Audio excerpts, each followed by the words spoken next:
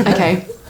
There are loads of fun things to do in Tenerife, and here are 5 of the most popular, in no particular order.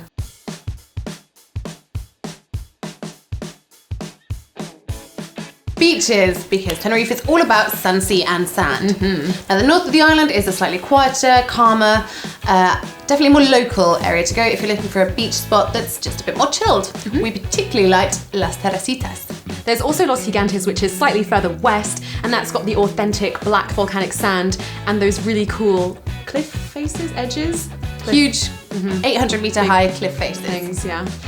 The south of the island is where you'll find the most popular beaches, where the tourists really tend to hang out, where you'll find beaches such as Las Vistas, which is this long, golden, sandy stretch of beach. Los Cristianos is about 500 meters away, no distance at all, and it's a really great family beach. And lastly, Playa de las Americas, which is really handy for going from daytime sunbathing to nighttime drinking, because it's right in the center of that touristy nightlife hotspot. Good thing you said that, Kate. But that leads nicely onto our next point. Playa de las Americas is all about Brits aboard. Brits aboard. Brits aboard. You are Brit abroad. Playa de las Americas is all about Brits abroad, enjoying the balmy evenings and the lively social scene. It's got everything you could want, from European restaurants with alfresco dining and slightly aged DJs out on the street, late night shopping for those all-important souvenirs, and some classier bars that actually warrant getting the stilettos out. This may not be the place for soul searching and culture cramming, but this definitely is the place to party.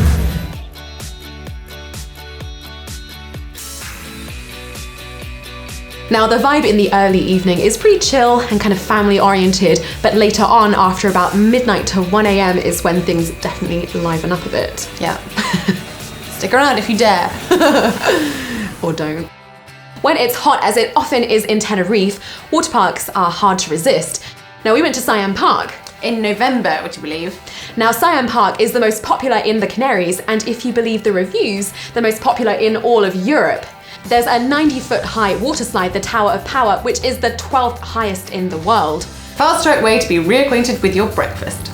Yummy. Be aware that Siam Park does keep animals such as sharks and seals in captivity. If you fancy keeping away from that, then we recommend a sea safari tour where you can see these beauties in their natural habitat. Now onto a topic that we don't really know too much about, but thousands of you guys flock to Tenerife every year to do this. Golf. Tenerife is great for golf, obviously because of the sunshine. A day of golf is never going to get rained off in this island, not to mention the stunning views. Like at Costa Adeje, where I spent most of my time driving around the golf buggy and checking out the amazing views of the Adeje Mountains and the Atlantic Ocean. What more could you want? A hole-in-one? 9? That would be lucky. Lastly, onto Mount Teide. It's the most iconic feature of the island. Well, it's the tallest for a start, enjoying a lofty 12,198-foot summit. To be precise. It's not surprising to learn that the Aboriginal inhabitants of the island believed that this mountain held up the sky, because when you get to the summit, all you can see beneath you is a sea of beautiful white clouds that stretch to infinity. But on a slightly more practical level, I wouldn't worry too much about it being too much of a hike, because the cable car does take you to within 200 meters of the summit. But however high you decide to climb, it is an amazing view.